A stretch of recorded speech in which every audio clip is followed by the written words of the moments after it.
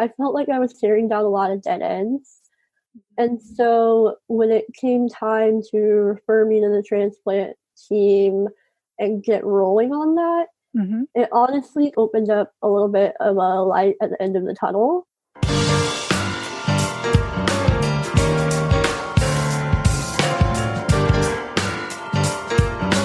Welcome to the 15th season of Heart to Heart with Anna.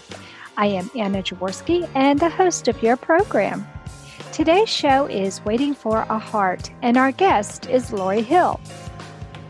Lorrie Hill is a 23-year-old female who grew up in Texas, mostly Houston and Dallas. Currently, she is finishing a Bachelor of Science in Exercise Physiology with a minor in Psychology at Texas A&M. She has a single ventricle and has had 3 open heart surgeries. Lorrie is now listed for a heart transplant and will be moving from College Station to Houston in preparation for graduate school and hopefully a new heart. Welcome to Heart with Anna, Lorrie. Thanks, Anna. Thanks for having me. Well, I'm happy to have you here today, and I'm so excited to be learning more about you and your heart journey. So let's start by having you tell us a little bit more about your heart defect and the surgeries you've had. Okay, like you said in the intro, I do have a single ventricle, but it's not necessarily a true single ventricle. So I have a right dominant complete AV canal defect, along with double outlet right ventricle. So the double outlet right ventricle means that both the aorta and the pulmonary artery exit the heart from the right ventricle.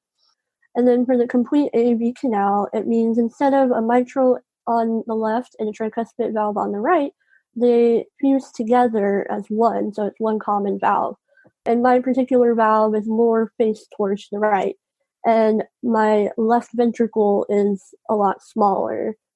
Oh, okay. So it's not exactly hypoplastic left heart syndrome, but in a lot of ways, it's very much like that. Very much. So for the AV canal, there's normally an atrial septal defect and a ventricular one. And so the atrial septal defect allows blood to come in from the body and the lungs and then just all mix in the atria and then go down to the ventricles and then pump out through both of the main arteries. But since both of the main arteries are next to each other, purple blood goes to both places at all times. So you do have an ASD and a VSD? Yes. Oh, okay. Wow. Yeah. And so when I was born, I didn't necessarily need surgery right away because, like I said, the blood comes in, it mixes, and it's still able to go out to the body and the lungs because both of the arteries are out of the right ventricle, which was the good sized one. I was about 18 months when I had my first surgery. Oh, wow. Yeah. And so when my surgeon went in, my cardiologist and my surgeon at the time had drawn up big plans, and they were going to go in and do a typical AV canal full repair. And since I'm 23, this was 1996. The AV canal repair is one of the more complex surgeries because you have to separate a common valve and kind of reconstruct 2 valves. And they thought that my left ventricle might be at a place where they could have it hold its own there, and then just like the natural stresses of blood flow in the body would kind of help grow it. So my surgeon went in and he looked at it, and we kind of joke about it now, but he was like, it was just a mess in there. Aw. There's these things called chordae tendineae that help the valves kind of function, and they kind of keep the valves from prolapsing, so like folding in on themselves every time they flap. And so the chordae tendineae normally have some normal attachments in the ventricles, and mine were just attached all over the place. Oh, wow. And so it made the valve separation really difficult. And in that area, you also have the AV node.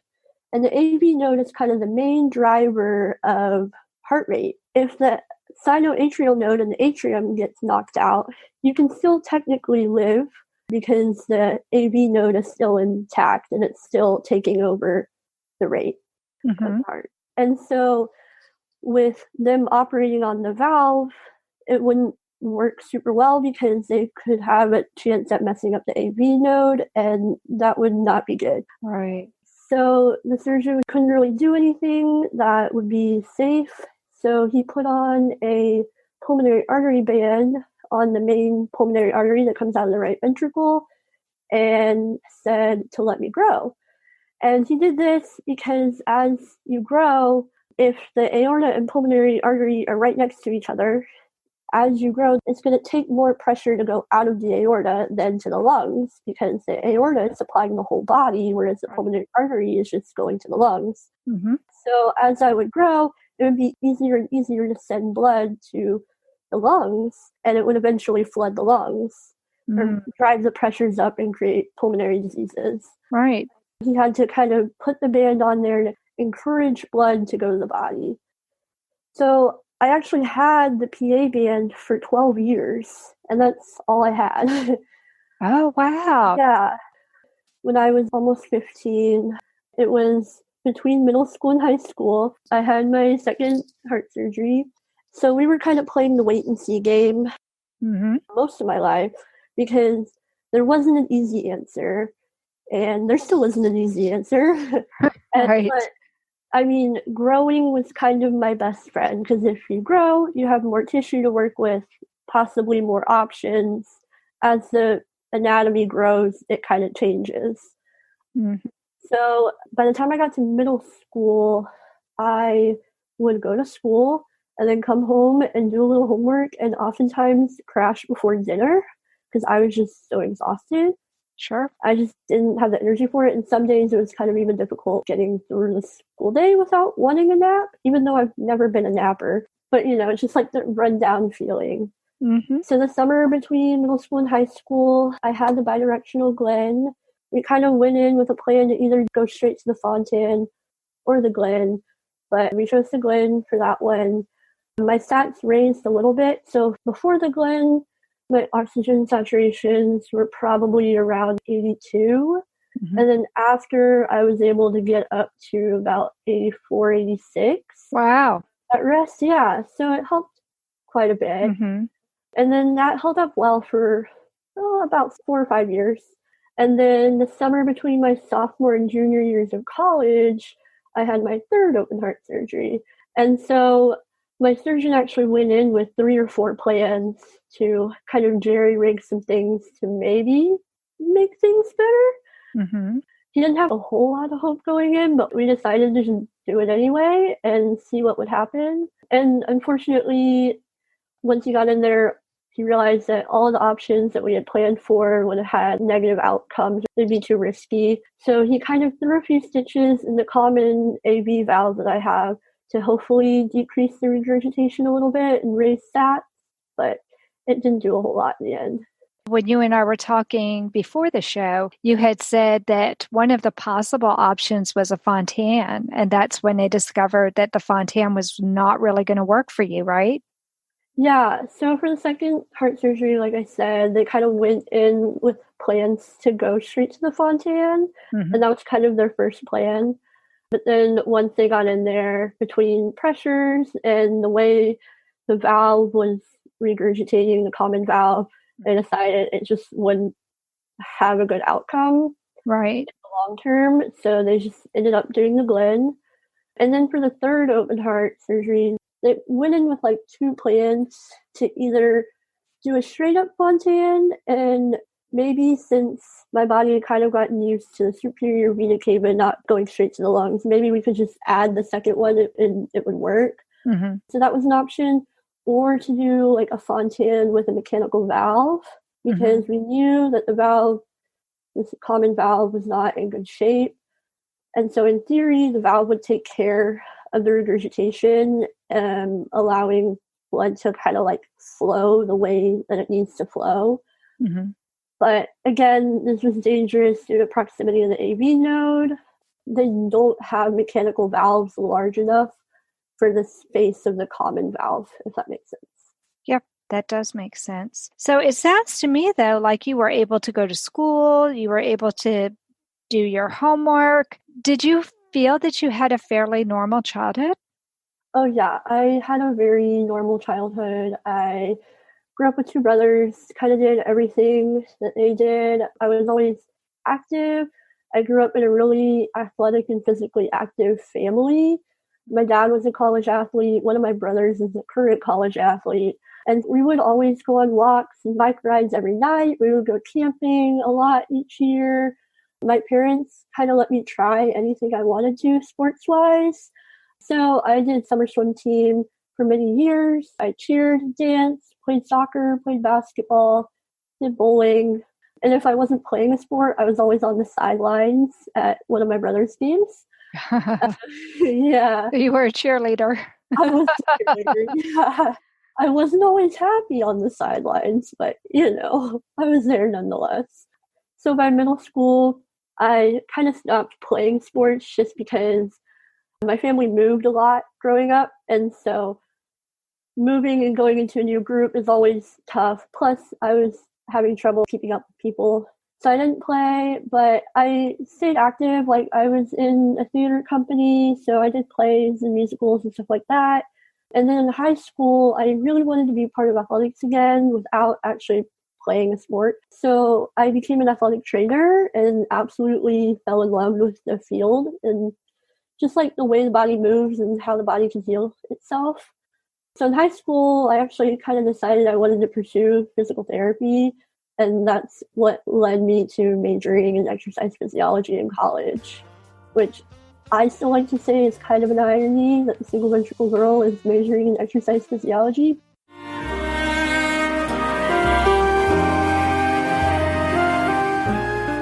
Home Tonight Forever by the Baby Blue Sound Collective. I think what I love so much about this CD is that some of the songs were inspired by the patients. Many listeners will understand many of the different songs and what they've been inspired by. Our new album will be available on iTunes, Amazon.com, Spotify. I love the fact that the proceeds from this CD are actually going to help those with congenital heart defects. Enjoy the music.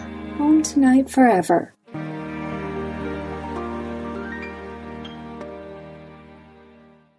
This content is not intended to be a substitute for professional medical advice, diagnosis, or treatment. The opinions expressed in the podcast are not those of Hearts Unite the Globe, but of the hosts and guests, and are intended to spark discussion about issues pertaining to congenital heart disease or bereavement.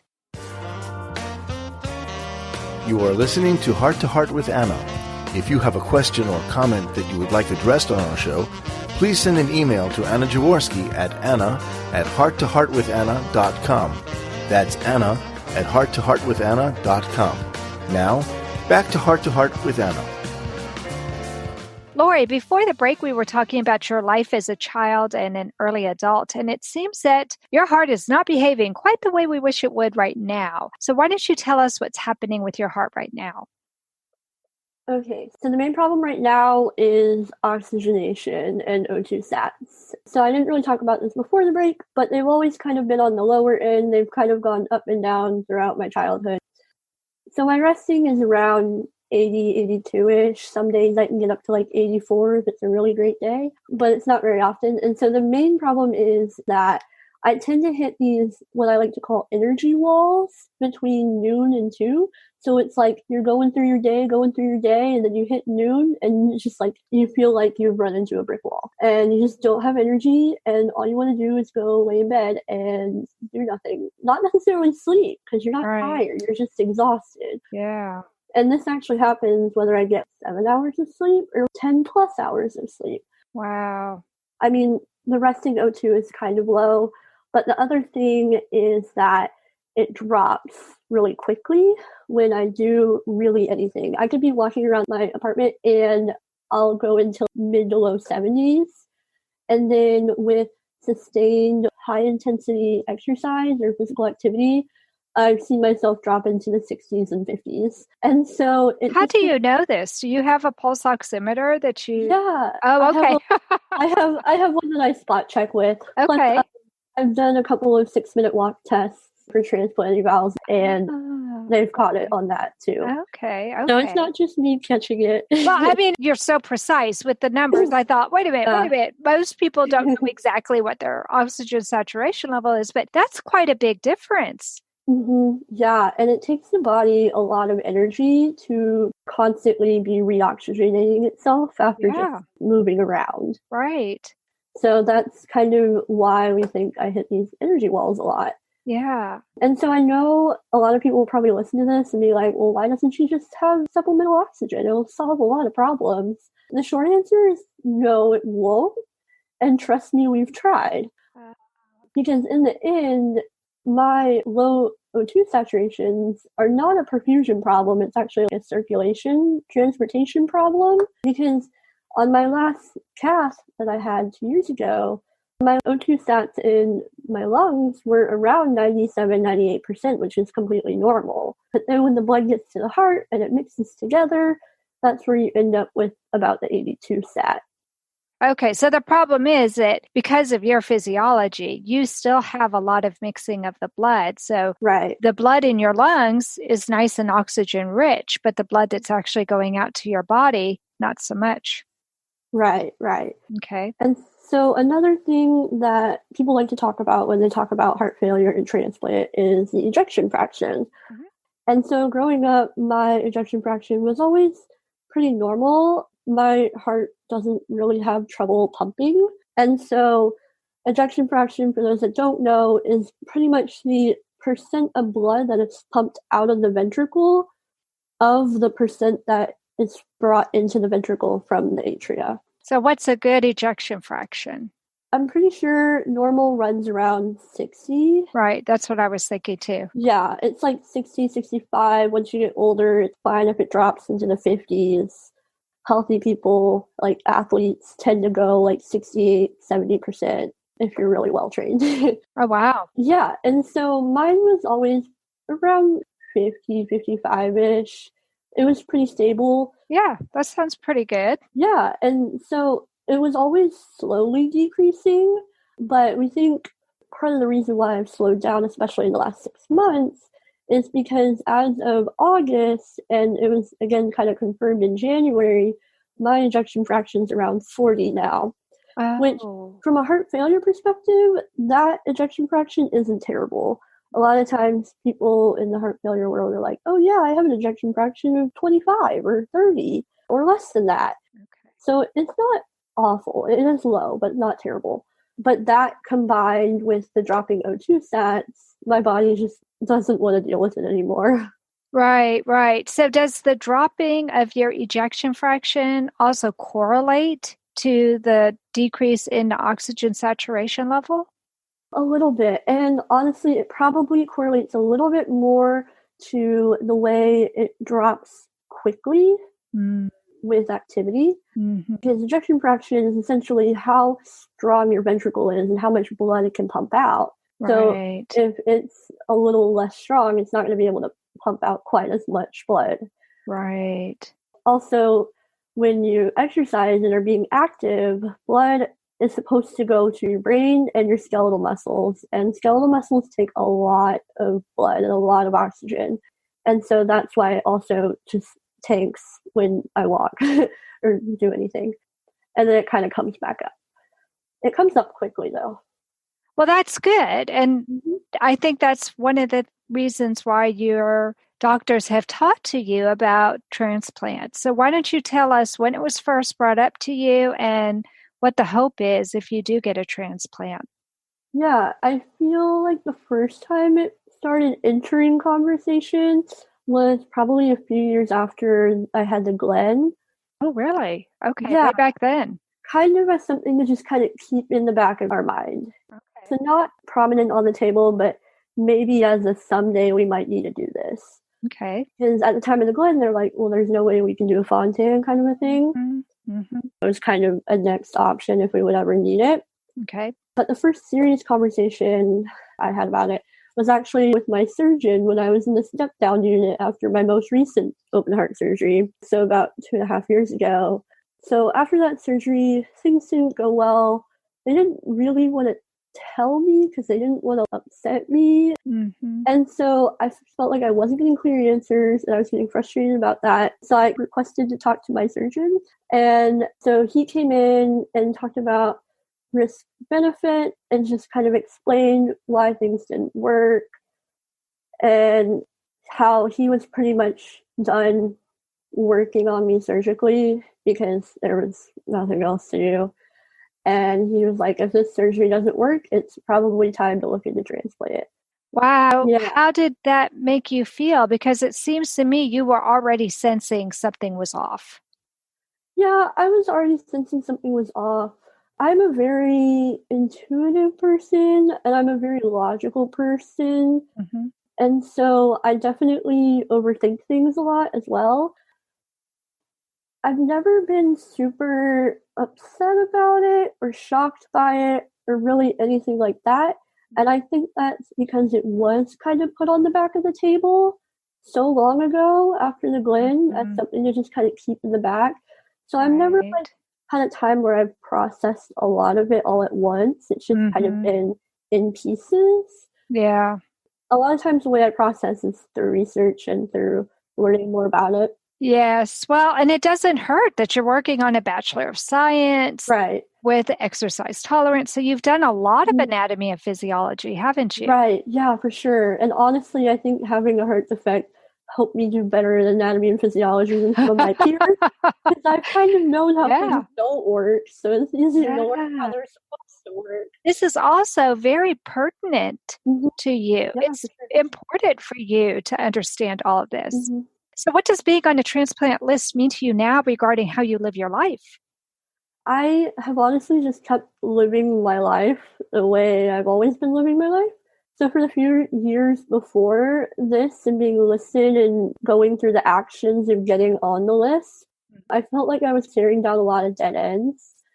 And so when it came time to refer me to the transplant team and get rolling on that, it honestly opened up a little bit of a light at the end of the tunnel. Sure. Because the dead ends is like there wasn't any way to make my stamina increase or O2 stats better or make the way I feel better. Sure.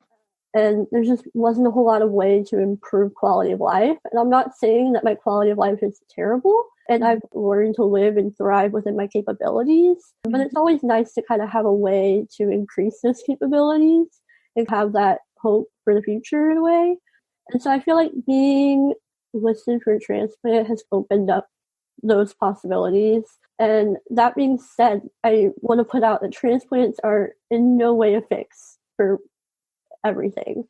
Transplant really truly does just trade one disease of like heart failure, low saturation, having no energy, for a disease of being on immunosuppression drugs that come with heaps and heaps of medication for life. Sure. The side effects of those medications, you have to essentially pretend that we're in this coronavirus epidemic all the time for avoiding germs. There's always possible rejection, and there's always a potential need for a retransplant. So it's scary, but it offers a lot of hope. Texas Heart Institute were offering us a mechanical heart, and he said, no, Dad, I've had enough. Give it to someone who's worthy. My father promised me a golden dress to twirl in. He held my hand and asked me where I wanted to go. Whatever strife or conflict that we experienced in our long career together was always healed by humor. Heart to Heart with Michael. Please join us every Thursday at noon Eastern as we talk with people from around the world who have experienced those most difficult moments.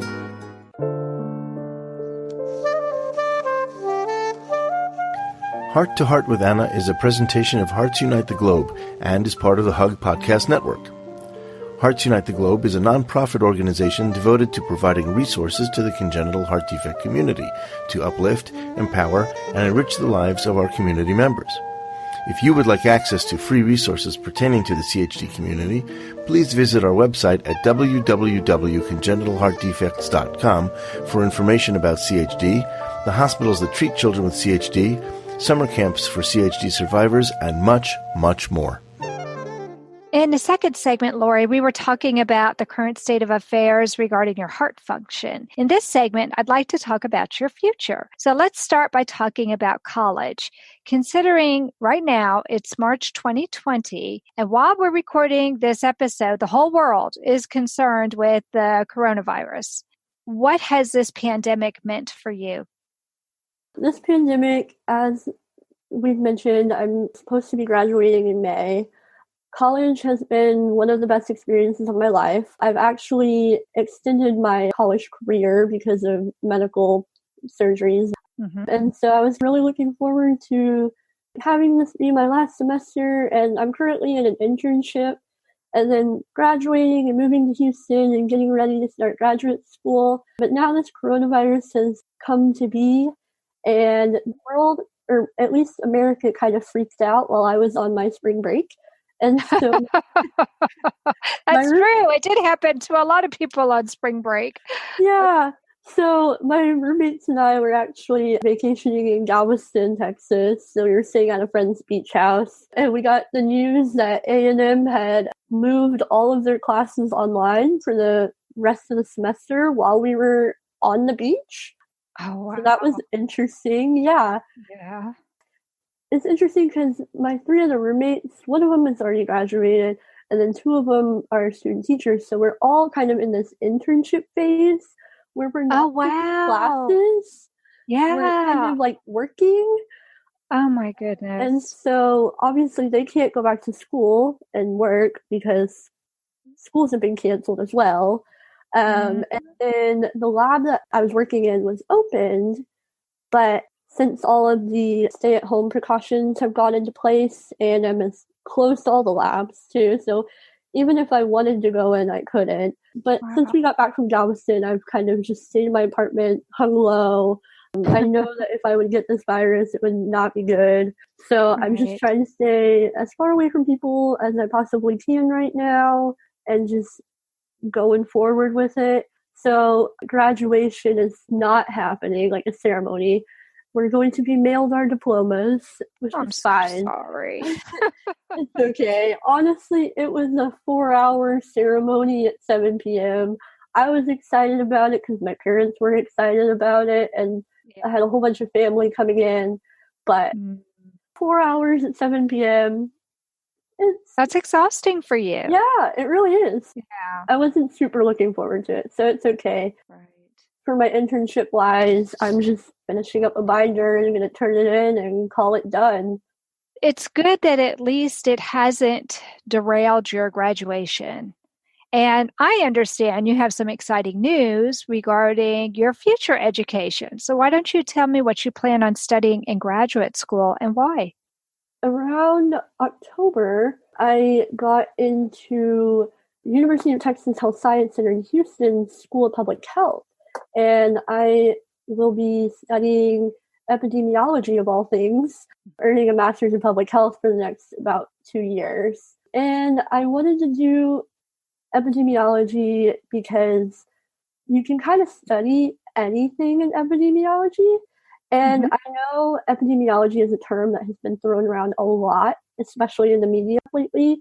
But for those that don't know what it means, an epidemiologist, yes, does study epidemics, but breaking that down a little bit, they really study the prevalence and the spread of disease situations or things that impact diseases. So I have personally, due to my history and also my academic history of studying exercise physiology, I have always been interested in the area of cardiovascular disease and the interplay with obesity and inflammation and how everything reacts to each other and how these things are comorbid in a lot of the population.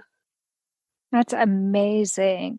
And here you are just getting ready to start studying that, and we're all living with a worldwide pandemic, which it's crazy. Blows my mind.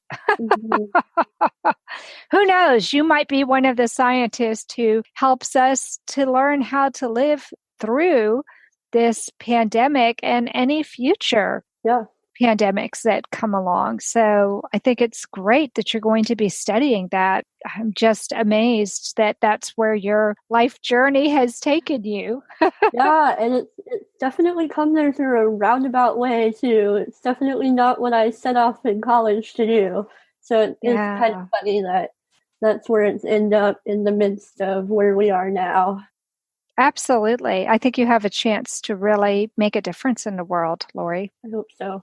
Before we conclude the show, can you share any helpful advice that you've gained while being on the transplant list? Like, what do you think others should know if they're thinking that they might need a heart transplant?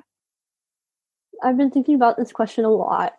And I think one of the things I would advise people to do is to kind of think about where they are, assess their health situation with their team, and really think about the things that transplant involves, the whole waiting game and all of the medications afterwards, and know that it can take a long time to get a transplant. I'm not even going to try to get my hopes up for like 18 months. And so it's going to be a while. But for me, that's okay. I'm young. I'm relatively stable right now. Another thing to think about is when you want to get on the list. So if you've been told you're going to eventually need a transplant soon, think about whether you want to try to get on the list sooner and kind of do a lot of waiting on the list or wait off the list. Because the way that's kind of been explained to me and I've done research on is a lot of times heart failure in congenital heart patients is really, really gradual, almost to the point where you don't notice it, or maybe you're noticing it a little bit, but then you kind of hit a threshold and things progress quickly. And so if you wait on the list, pretend that every day you're on the list, you get 1 point.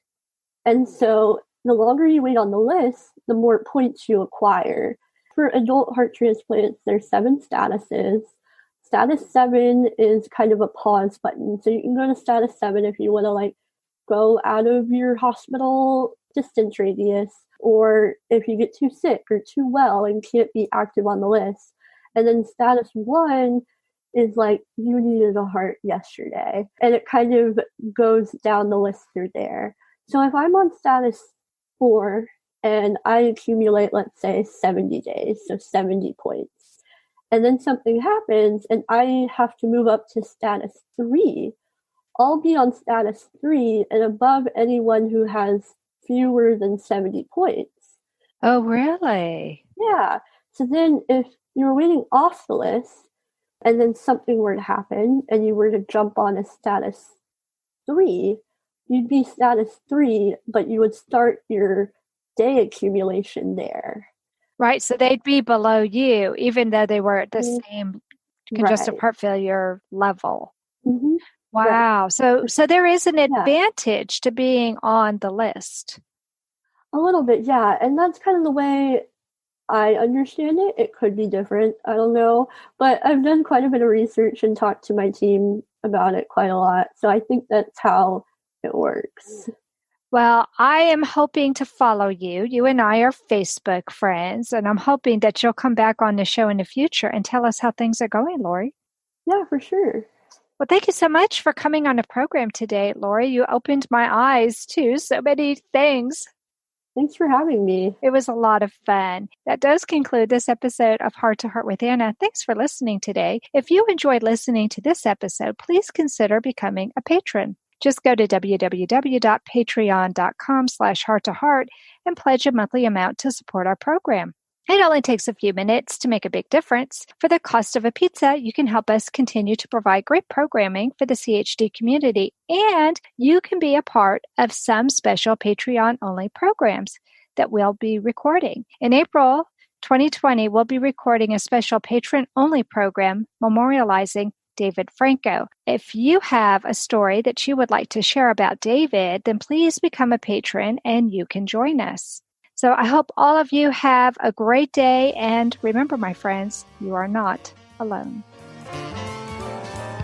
Thank you again for joining us this week. We hope you have been inspired and empowered to become an advocate for the congenital heart defect community. Heart to Heart with Anna, with your host Anna Jaworski, can be heard every Tuesday at 12 noon Eastern Time.